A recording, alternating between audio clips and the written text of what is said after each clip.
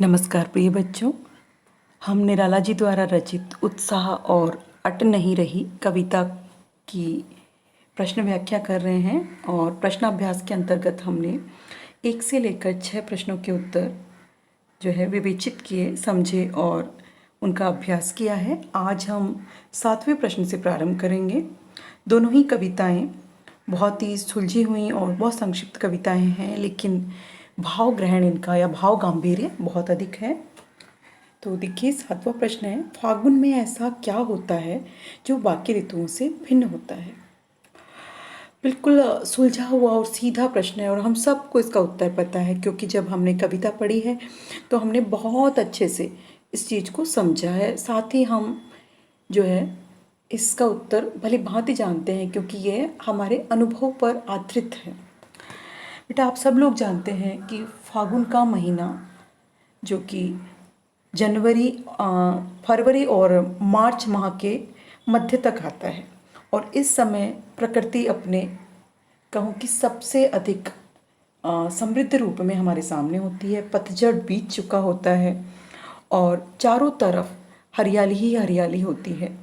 पेड़ पौधे हरे हरे नवीन पत्तों से लदे होते हैं, आम में बोर फूटने लगते हैं और प्रकृति चारों तरफ खिली खिली और बहुत ही सुंदर नजर आती है। तो यह ऋतु अन्य ऋतुओं से अपने आप ही भिन्न हो जाती है। जहाँ हम गर्मी में देखते हैं तपती लू में पेड़ पौधे झुलस जाते हैं, प्रकृति भी बड़ी ही दुखी सी हमें नज़र आती है। सर्दी में भी इतना अच्छा प्रकृति का रूप हमें दिखाई नहीं पड़ता है, लेकिन वसंत ऋतु में मौसम बिल्कुल सामान्य हो जाता है। तो प्रकृति जो है अपने बहुत ही सुंदर रूप में हमें दिखाई पड़ती है। तो कहने का मतलब, फागुन मास में ऐसा क्या होता है जो बाकी ऋतुओं से उसे अलग करता है। तो हम लिखेंगे कि जो फागुन का वातावरण होता है वो मादकता से पूर्ण होता है। यह मादकता, सुहावनापन अन्य ऋतुओं से उसे अलग कर देता है। फागुन में जो वसंत का प्रभाव है निराला है। पेड़ पौधे डालियाँ सब नवीन पत्तों से सुशोभित हो जाती हैं। वहीं वे रंग बिरंगे फूलों से सुसज्जित होकर के चारों ओर सुगंध मंद पवन के झोंकों के साथ बिखेरने लगती है। पक्षी ही क्या, मानव मन भी उमंगित होकर के चहकने लगता है। तो इसी प्रकार यहाँ देखिए कि हर ऋतु की अपनी विशेषता है, लेकिन फागुन शायद अन्य ऋतुओं से अलग है। फागुन में दृश्य पटल पर तरह तरह के रंग बिखरे हुए मिलते हैं। यह वह ऋतु होती है जब पेड़ों में नए पत्ते निकलते हैं, नाना प्रकार के फूल खिलते हैं, हवा में फूलों की मादक सुगंध भरी होती है। और 8वां प्रश्न, इन कविताओं के आधार पर निराला के काव्य शिल्प की हमें विशेषताएं लिखनी है। यहाँ हमें शिल्पगत विशेषताएं देनी हैं। तो इसके अंतर्गत आप दे सकते हैं कि छायावाद की जितनी विशेषताएं हैं वो हमें सारी की सारी निराला जी के काव्य शिल्प में दृष्टिगोचर होती है। और ये दोनों कविताएं जो है छायावाद की काव्य शिल्प की विशेषताओं से पूर्ण है।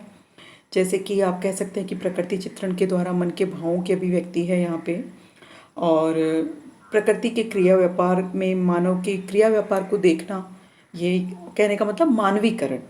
ऐसे ही एक गीति शैली भी है यहाँ पे, और संक्षिप्तता, अनुभूति, प्रवाहमयता, गेयता आदि जो गीति शैली के गुण हैं वो भी हमें सारे कविता में दिखाई देते हैं।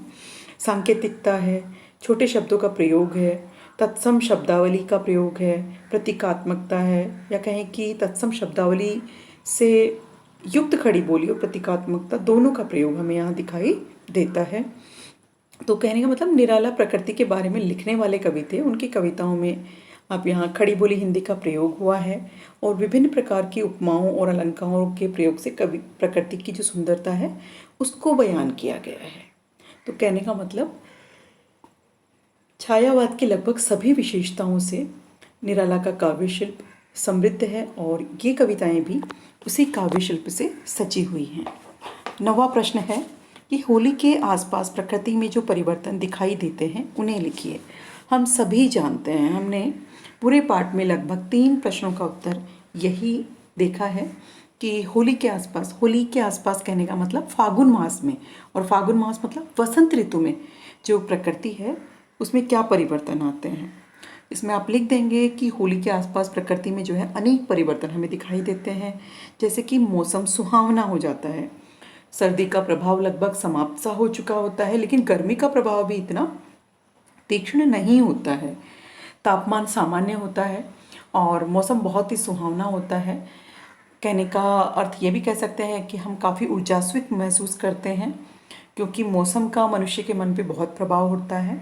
खेतों में खड़ी फसल जो है वो पकने लगती है। गेहूं में इस समय जो है गेहूं, जौ और चने की जो फसल है उसके पकने का समय होता है और प्रकृति का वातावरण मादकता से पूरित होता है। मन में उमंग और उत्साह भरी होती है। चारों तरफ हरियाली होती है, पेड़ पौधे नए पत्तों से लग जाते हैं। तो कहने का तात्पर्य प्रकृति का रूप बड़ा ही सुरम्य और सुहावना हो जाता है होली के आसपास। और इसी सारे विवेचन के साथ हम इन प्रश्न अभ्यासों को पूर्ण करेंगे और आशा करती हूँ कि आप भी ठीक से उत्तर लिखेंगे और अभ्यास करेंगे। धन्यवाद।